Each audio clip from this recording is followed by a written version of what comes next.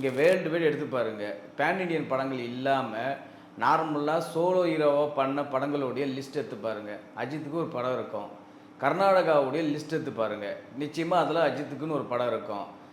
அதுக்கப்புறம் வந்து மலேசியாவுடைய ஹிஸ்ட்ரியில் ஒரு லிஸ்ட் எடுத்து பாருங்கள். அஜித்துக்கு கண்டிப்பாக ஒரு 4-5 படங்கள் இருக்கும். யார் சொன்னாங்க இது மாதிரி அஜித்துக்கு மார்க்கெட் இல்லை, அஜித்துக்கு வைத்து படம் எடுக்க தயாரிப்பாளர்கள் இல்லைன்னு யார் சொன்னாங்க? எந்த தயாரிப்பாளராச்சும் இன்றைக்கி வரைக்கும் என்னால் அஜித் கேட்ட சம்பளத்தை கொடுக்க முடியலன்னு வெளியில் வந்து வாயை தந்து பதில் சொல்லியிருக்காங்களா? குட் பேட் அக்லி திரைப்படத்தில் ஓடிடி உரிமை என்ன ரேட்டுன்னு போய் மேலே கேட்டு வாங்க. அந்த படத்தை நெட்ஃப்ளிக்ஸ் தளம் எந்த ரேட்டுக்கு வாங்கியிருக்காங்கன்றதை போய் தெரிஞ்சுக்க சொல்லுங்கள். அவங்களோட தமிழ்நாடு வசூல் தான் தெரியுமா குட் பேட் அக்லி? அந்த படத்தை வெளியிட்டவர் அஃபிஷியலாக போஸ்டர் போட்டு வெளியிட்டார். தெரியுமா உங்களுக்கு? 2 வாரத்தில் சுமார் 172 கோடி தமிழ்நாடு வசூல் போட்டு வெளியிட்டார். அவரே தான் வெளியிட்டார். படத்தை வெளியிட்டார்.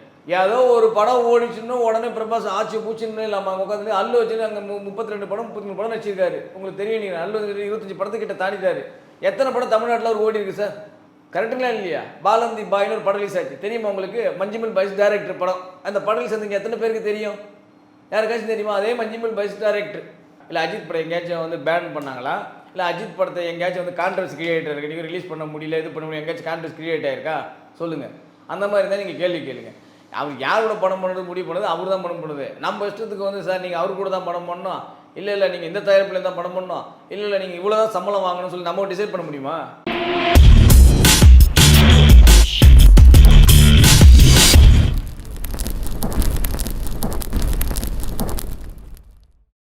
அஜித்துக்கு மார்க்கெட் அவ்வளோதான் முடிஞ்சிருச்சு அப்படின்றாங்க. அவருக்கு ப்ரொடியூஸ் பண்ண கூட ஆள் இல்லைன்றாங்க. இதை பற்றி உங்களுடைய கருத்து? முதல்ல அஜித்துக்கு மார்க்கெட் இல்லைன்னு யார் சொல்கிறது? இன்றைக்கி தமிழ் சினிமாவில் இருக்கிற முன்னணி நடிகர் ஒரு 3 ஸ்டார் எடுத்தீங்கன்னா முக்கியமான ஸ்டார் அவர் தான். நீங்கள் வந்து தமிழ்நாட்டோடைய வசூல் டீட்டெயிலை முதல்ல எடுத்து பாருங்கள். தமிழ்நாட்டோடைய டாப் 10 லிஸ்ட் எடுத்து பாருங்கள். நிச்சயமாக அஜித் படங்கள் 2-3 படங்கள் இருக்கும். நீங்கள் வேர்ல்டு வைடு எடுத்து பாருங்கள். பேன் இண்டியன் படங்கள் இல்லாமல் நார்மலாக சோலோ ஹீரோவாக பண்ண படங்களுடைய லிஸ்ட் எடுத்து பாருங்கள். அஜித்துக்கு ஒரு படம் இருக்கும். கர்நாடகாவுடைய லிஸ்ட் எடுத்து பாருங்கள். நிச்சயமாக அதில் அஜித்துக்குன்னு ஒரு படம் இருக்கும். அதுக்கப்புறம் வந்து மலேசியாவுடைய ஹிஸ்ட்ரியில் ஒரு லிஸ்ட் எடுத்து பாருங்கள். அஜித்துக்கு கண்டிப்பாக ஒரு 4-5 படங்கள் இருக்கும். யார் சொன்னாங்க இது மாதிரி அஜித்துக்கு மார்க்கெட் இல்லை, அஜித்துக்கு வைத்து படம் எடுக்க தயாரிப்பாளர்கள் இல்லைன்னு யார் சொன்னாங்க? எந்த தயாரிப்பாளராச்சும் இன்றைக்கி வரைக்கும் என்னால் அஜித் கேட்ட சம்பளத்தை கொடுக்க முடியலன்னு வெளியில் வந்து வாயை தந்து பதில் சொல்லியிருக்காங்களா? இல்லை அஜித் எந்த தயாரிப்பில் வீட்டு வாசலாச்சும் போய் நின்னாரா? என்னை வச்சு படம் எடுங்கன்னு இன்றைக்கி வரைக்கும் போய் நின்று இருக்காரா? இது மாதிரி கதைகள்லாம் யார் கிளப்புறாங்கன்னு முதல்ல ஒரு விஷயத்தை முதல்ல தெளிவுபடுத்துங்க ஃபஸ்ட்டு. இன்னொரு முக்கியமான விஷயத்தை கேளுங்க. அஜித் அவர்கள் வந்து ஒரு கடந்த ஒரு 2 ஆண்டு காலமாக வந்து ஒரு ரேஸில் வந்து அவர் கான்சன்ட்ரேட் பண்ணிகிட்டு இருக்காரு. உங்கள் எல்லாருக்குமே தெரியும். ஒரு லிஸ்ட்டே வந்து வெளியிட்டுட்டார். இது மாதிரி வந்து நான் கண்டினியூவாக இன்னும் ஒரு 2 வருஷத்துக்கு இந்தந்த ஷெடியூலில் இந்தந்த நாட்டில் நான் கலந்துக்கிட்டு போகிறேன். ஸோ அதனால் வந்து இதான் என்னுடைய அடுத்த குறிக்கோள் அப்படின்ற மாதிரி வந்து அவர் ஃபுல்லாக ரிலீஸ் பண்ணிட்டார். ஒன்று. இன்னொன்று என்னன்னா, முழுக்க ஒரு சினிமாவில் இப்போ முழுக்க அவர் இல்லை. ரேஸில் ஒரு கால், சினிமாவில் ஒரு கால்ன்ற மாதிரி தான் இருக்கார். அப்படி இருக்கும்போது அவர் ஃப்ரீ டைம், அதாவது எப்போல்லாம் ரேஸ் இல்லையோ, எந்தெந்த டைமில் பிரேக்கில் இருக்காரோ அந்த டைமில் தான் படம் நடித்து கொடுக்க முடியும். ஏன்னா உங்களுக்கே தெரியும், குட் பேட் அக்லி திரைப்படமே அவர் தான் பண்ணி கொடுத்தாரு.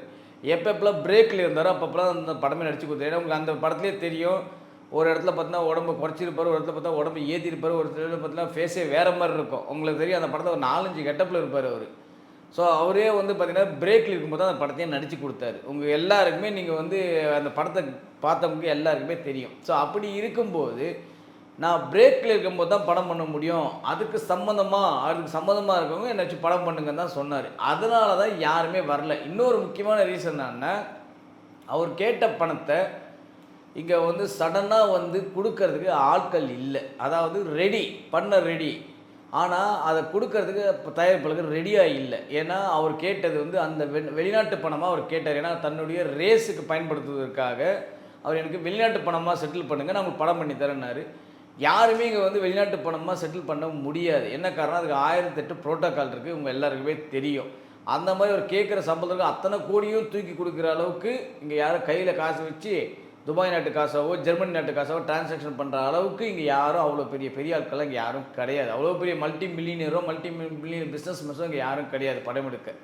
ஸோ அதனால தான் பார்த்தாரு, எதுக்கு வந்து நம்ம ஏன் வந்து அடுத்தவங்களுக்கு படம் பண்ணணும், சரி நம்ம தானே படம் பண்ண போகிறோம், நம்ம சொந்தமாக ஒரு கம்பெனி ஆரம்பித்து நம்மளே இப்போ எப்பப்பெல்லாம் பிரேக் கிடைக்குது அப்பப்பெல்லாம் படம் பண்ணிக்கலான்ற முடிவில் தான் சொந்தமாக பிரேவ் ஹார்ட் ப்ரொடக்ஷன்ற ப்ரொடக்ஷன் கம்பெனியை ஆரம்பித்தார். இதுதான் உண்மை. இது தெரியாமல் உடனே அஜித்துக்கு வந்து இதுவும் இல்லை, அஜித்துக்கு வந்து தயாரிப்பாளர்கள் இல்லை, ரெடியாக இல்லை, சம்பளம் கொடுக்க ஆட்கள் இல்லைன்னு சொல்கிறது எல்லாமே சுத்த வடிகட்டின பொய். இன்னொரு முக்கியமான விஷயம் கேட்டுங்க, குட் பேட் அக்லி திரைப்படத்தில் ஓடிடி உரிமை என்ன ரேட்டுன்னு போய் மேலே கேட்டு வாங்க. அந்த படத்தை நெட்ஃப்ளிக்ஸ் தளம் எந்த ரேட்டுக்கு வாங்கியிருக்காங்கன்றதை போய் தெரிஞ்சுக்க சொல்லுங்கள். இன்னொன்று, குட் பேட் அக்லி திரைப்படம் சேட்டலைட் ரைட்ஸ் விற்கலை. ஏன் விற்கலைன்றதுக்கு உண்டான ரீசனை நான் ஏற்கனவே சொல்லியிருந்தேன். அது ஏன் விற்கலை, எதனால் காரணம்ன்ட்டு. படம் ஆல்ரெடி விற்றாச்சு.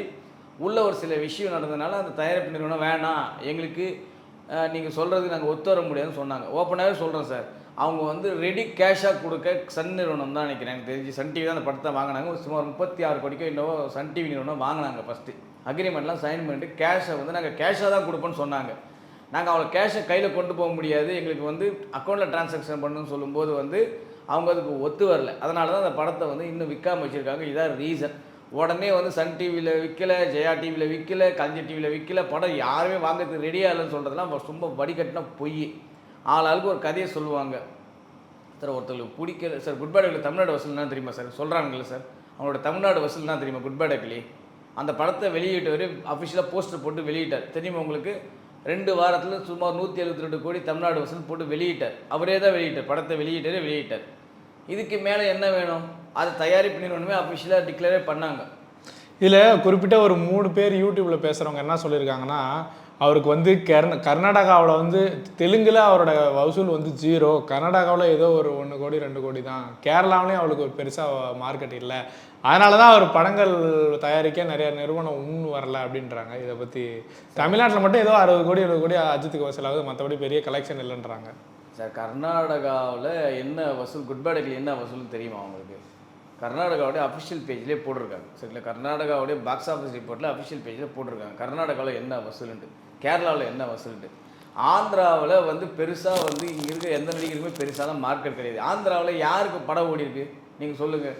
ஏதோ ஒரு நாள் 2 நாள் கூட்டம் இருக்கு, அவ்வளோதான். எனக்கு தெரிஞ்சு ஆந்திராவில் எல்லா படமும் வந்து வெற்றிகரமாக ஓடுறதா ஒரே நடிகர் ரஜினிகாந்த் மட்டும்தான். வேறு எந்த நடிகர் படமும் ஆந்திராவில் ஜொலிக்காது. எப்பயாச்சும் அத்தி பூத்தா போல் ஒரு பிச்சைக்காரனோ ஒரு சிங்கமோ ஓடுவாங்க, உடனே அவங்களுக்கு மார்க்கெட் இருக்குன்னு அர்த்தமா? இங்கே பிரபாஸுக்கு வந்து பாகுபலியில் ஆகா ஓகோன்னு தூக்கி வந்து குதிச்சாருங்க. உங்களுக்கு தெரியல? உங்களுக்கு பிரபாஸ் தான் அப்படியே இது அப்படியே தமிழ் சினிமா புரட்டி போட போகிற ஆச்சு பூச்சின்னாங்க. அதுக்கப்புறம் 6 படம் வந்துச்சு பிரபாஸ், ஒரு படமும் ஓடலைங்க. தெரியுமா உங்களுக்கு? யாருக்காச்சும் சொல்ல முடியுமா சார்? சொல்லுங்க பார்க்கலாம். சலார் வந்துச்சு, ராதேஷாம் வந்துருச்சு, அப்புறம் ஆதி புருஷ் வந்துச்சு, இப்போ சமீபத்தில் படம் வந்துச்சு, அது பேய் படம். ஞாபகம் இருக்கா உங்களுக்கு? எத்தனை நாள் ஓடிச்சிங்க? எத்தனை ஷோ ஃபுல்லாச்சு தமிழ்நாட்டில்? சொல்லுங்கள்.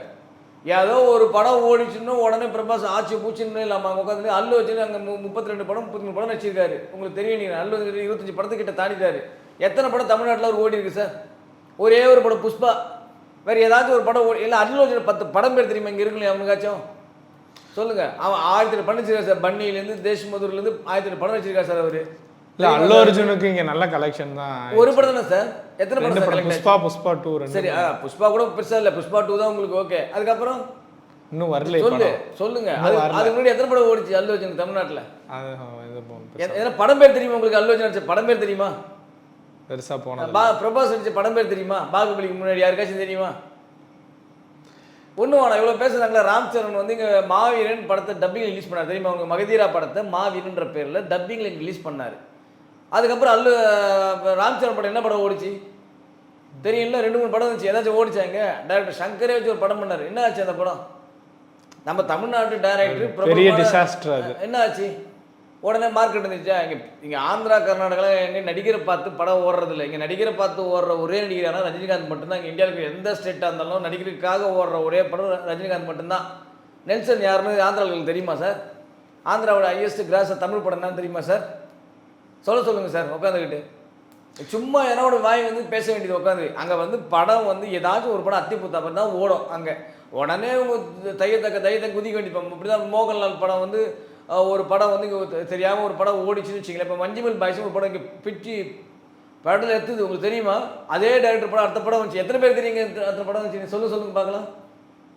கரெக்டுங்களா இல்லையா? பாலந்தி பாய்னு ஒரு படம் ரிலீஸ் ஆச்சு, தெரியுமா உங்களுக்கு? மஞ்சுமல் பாய்ஸ் டைரக்டர் படம். அந்த படம் ரிலீஸ் வந்து எத்தனை பேருக்கு தெரியும்? யாருக்காச்சும் தெரியுமா? அதே மஞ்சுமல் பாய்ஸ் டைரக்டர் ஓடிடுச்சா? உடனே மஞ்சுமல் பாய்ஸ் டைரக்டர் தமிழ்நாட்டில் ஏகப்பட்ட வரவேற்புகள் இருக்குது. ஆட்சி பூச்சி எழுத முடியுமா நியூஸ் உட்காந்துக்கிட்டு? எத்தனை பேர் தெரியும் அந்த படம் ரிலீஸ் ஆனது இங்கே? சரி, அஜித் அவர்கள் ஒரு நல்ல டேரக்டர்கிட்டையாவது மூவ் பண்ணலாம்ல. ஏன் அந்த ஆதிக் ரவிச்சந்திரன் அந்த படம் குட் பேட் அக்லி ஒரு ஃபேன்ஸ்க்காக பண்ணார், ஆனால் ஒரு ஜென்ரலாக பார்த்தா அது அவ்வளோ ஒரு சிறப்பான படம் கிடையாது. ஆனாலும் நான் மறுபடியும் ஆதி கூட தான் போவேன், அந்த ஒரு காரணத்தாலையும் ப்ரொடியூசர் வரலையா? சரி, இப்போ வந்து முதல்ல சிறுத்தை சிவாக்கள் கூட ஒரு படம் பண்ணார், வீரம்னு ஒரு படம் பண்ணார். அது யாருக்கு உண்டான படம்? ஃபேமிலிக்கு உண்டான படம். அடுத்து என்ன படம் பண்ணார்? வேதாளம் ஒரு படம் பண்ணார். வேதாளம் ஃபேமிலிக்கு உண்டான படமா? சொல்லுங்கள், வேதாளம் ஃபேமிலிக்கு உண்டான படமா? ஃபேன்ஸுக்கு உண்டான படம் தானே? ஏன் இது அப்படி யோசிங்களா? இப்போ முதல் படம் ஃபேன்ஸுக்கு உண்டான படம், அடுத்த படம் எல்லாருக்கும் உண்டான படமாக கொடுக்க போகிறாரு. இதில் என்ன உங்களுக்கு வந்து படம்ன்றது ஒரு என்டர்டெயின்மெண்ட் சார். நான் இவங்களுக்கு மட்டும்தான் கொடுப்பேன், அவங்களுக்கு மட்டும்தான் கொடுப்பேன்றலாம் கிடையாது. இங்கே வந்து அவர் ஒன்றும் ஏமாத்தலைல்ல. ஒரு கட்சியை போய் சீட்டிக்கிட்டு ஒரு கான்ட்ரவர்சி கிரியேட் பண்ணிக்கிட்டு தேவையில்லாமல் வந்து என் படத்தை அடிக்கிறாங்க, ஒடுக்குறாங்க, தடுக்கிறாங்க, என்னை வளர விட மாட்டாங்க, என்ன எங்கேயாச்சும் பேட்டி கொடுத்துருக்காரா? இல்லை அஜித் படம் எங்கேயாச்சும் வந்து பேன் பண்ணாங்களா? இல்லை அஜித் படத்தை எங்கேயாச்சும் வந்து கான்ட்ரவர்சி கிரியேட் ஆகிருக்கு, நீங்கள் ரிலீஸ் பண்ண முடியல, இது பண்ண முடியல, எங்கேயாச்சும் கான்ட்ரவர்சி கிரியேட் ஆகிருக்கா? சொல்லுங்கள். அந்த மாதிரி இருந்தால் நீங்கள் கேள்வி கேளுங்க. அவர் யாரோட படம் பண்ணுறது முடிவு பண்ணுறது அவர் தான் படம் பண்ணுது. நம்ம இஷ்டத்துக்கு வந்து சார் நீங்கள் அவர் கூட தான் படம் பண்ணணும், இல்லை நீங்கள் இந்த தயாரிப்பில் தான் படம் பண்ணணும், இல்லை நீங்கள் இவ்வளோ தான் சம்பளம் வாங்கணும்னு சொல்லி நம்ம டிசைட் பண்ண முடியுமா? படம் நடிக்கிறது அவர் டிசைட் பண்ண வேண்டிய விஷயம். நம்ம டிசைட் என்ன பண்ண போகிறோம்? அவர் ஆதி கூட பண்ணா என்ன, சங்கர் கூட பண்ணா என்ன, ராஜமௌழி கூட பண்ணால் நமக்கு என்ன? படம் வந்தால் நல்லா தான் பாருங்கள், நல்லா ஃப்ளாப் ஆக போகிறீங்க, அடுத்த படத்தில் ஒரு மாற்றிக்க போகிறாரு, அவ்வளோதானே.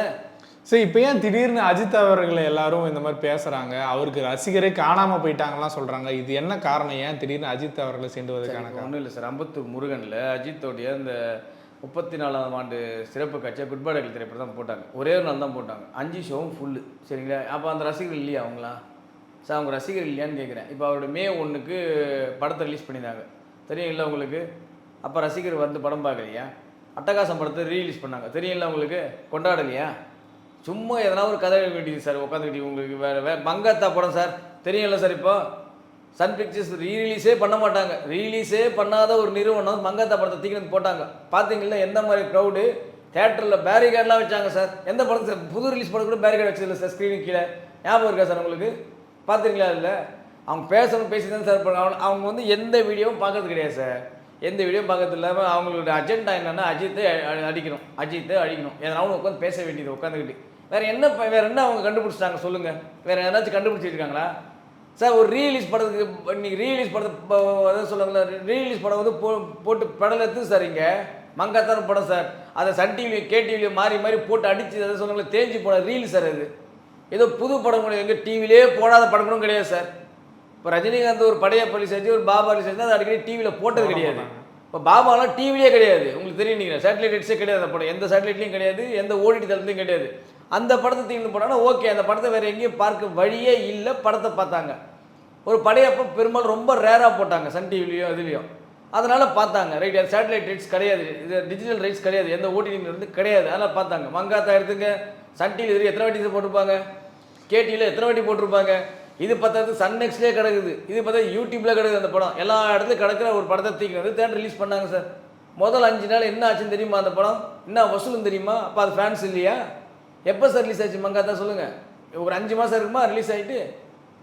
இப்போ வரைக்கும் விஸ்வாசத்தோட டிஆர்பி ரெக்கார்டை யாரும் உடைக்க முடியாது. நீங்களே சொல்கிறீங்க பதில். அப்போ என்ன பதில் சொல்லுவீங்க இதுன்னு சொல்லுங்கள். இன்றைக்கி வரைக்கும் சன் டிவியோட டிஆர்பி ரெக்கார்டில் விஸ்வாசோட ரெக்கார்டை பீட் பண்ண முடியல எந்த படமும். எவ்வளோ படம் வந்துருச்சு, எல்லாமே வந்துருச்சு இல்லை, ஏன் பீட் பண்ண முடியல? இன்றைக்கி வரைக்கும் அந்த படத்தோடைய ரெக்கார்டை யாராலும் பீட் பண்ண முடியல. சும்மா இவங்க உட்காந்து கதை அடிச்சுக்கிட்டு இருப்பாங்க, உட்காந்து ஃபேன்ஸ் எல்லாம் இது இல்லை அது இல்லைன்ட்டு உட்காந்துக்கிட்டு. ஃபேன்ஸ் எல்லாம் தான் போய்ட்டு அவங்க கிலோமீட்டர் கணக்கில் க்யூவில் நிற்கிறாங்களா உட்காந்துட்டு அஜித் கூட ஃபோட்டோ எடுக்கிற ரேஸில். நம்ம நாட்டில் இல்லை, வெளிநாட்டில். ஏதோ தமிழ்நாடுன்னு சொன்னால் கூட பரவாயில்ல, வெளிநாட்டில் போய்ட்டு கார் ரேஸ் வந்து அவ்வளோ க்யூ நிற்குது. எப்படியாச்சும் அஜித்தை பார்த்து ஒரு ஃபோட்டோ எடுத்துக்கிட்டு. என் நண்பரே ஒருத்தர் கேட்டார், அண்ணா அங்கே எத்தனை நாள் ஷெட்யூல் இருப்பான்னு கேட்டு சொல்லுங்கள், நான் போய் ஒரு ஃபோட்டோ எடுத்து வந்துடுறேன்றார். இங்கே இல்லை, ஜெர்மனியில். சும்மா ஏதாவது வாய்க்கு வந்து கிளிக்க வேண்டிய சார் இவங்க உட்காந்துக்கிட்டு. ஏன்னா இவங்களோட அஜெண்டா என்னென்னா எந்த காலத்தை கொண்டு இவங்க வந்து முன்னணியில் இருக்காங்கன்றது நம்ம தெரியப்படுத்தவே கூடாது. மக்களுக்கு தொடர்ந்து வந்து அட்டாக் பண்ணிகிட்டே இருக்கணும். நீங்கள் அட்டாக் பண்ணிட்டே இருக்கும்போது என்ன தோணும்? இதை வந்து பரப்புறதுக்கு ஒரு கும்பல் இருக்குது. உண்மையை சொல்ல போகிறேன், இது மாதிரி பேசிட்டு அந்த வீடியோ பரப்புறதுக்கு ஒரு கும்பல் சுற்றிக்கிட்டு இருக்குது. அவங்க வேலையே தான். எல்லாம் பார்த்தா சின்ன பசங்க இருப்பாங்க சார். இப்போ நீங்கள் உட்காந்து பார்த்தீங்கன்னா இப்போ அஜித்தோட ஃபேன்ஸ்லாம் பார்த்தீங்கன்னா ஒரு 30 வயசு தாண்டினவங்க வச்சுங்களேன்.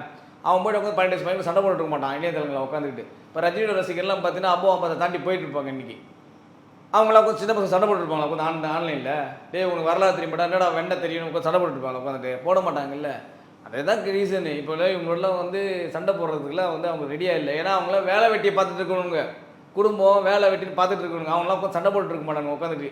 இவங்க என்ன பேசணும் பேசிட்டு போட்டுன்னு விட்டுருவாங்க. இதான் ரீசனு. ஓகே, நன்றி உங்கள் கருத்து.